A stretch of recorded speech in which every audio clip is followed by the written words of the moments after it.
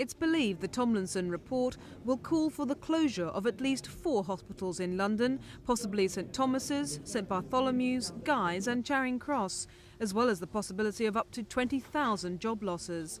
That prospect has been greeted with dismay by health unions.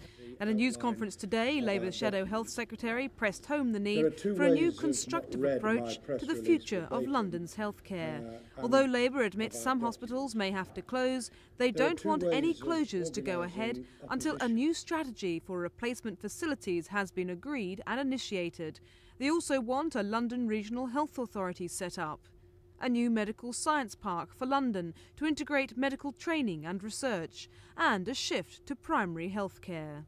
We should ensure that all resources that exist in London aren't cut and reduced, but that we have bridging funds to put in place new alternative facilities before outdated and unacceptable facilities are closed. That's a very different planned approach that protects the health service in London and protects the jobs of health workers in London. But how can you do that when money obviously is so tight? £2 billion was wasted in one day in September in trying to uphold the ratio sterling.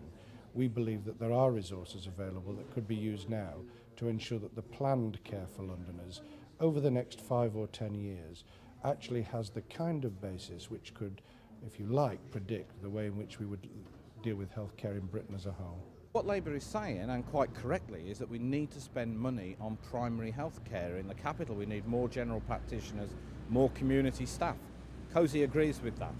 But what we don't agree with is paying for it by closing hospitals. What is wrong is not the way the money is distributed, but that there just isn't enough money. And that's what needs to be dealt with, and I think that's what the Labour Party ought to be saying. Meanwhile, regional health authorities have all given their views to the Tomlinson inquiry. A spokesman for the North East Thames Regional Health Authority said tonight that if change wasn't managed, it would result in a far worse service. The Tomlinson report is set to be published later this month, but no firm decisions will be made until the new year.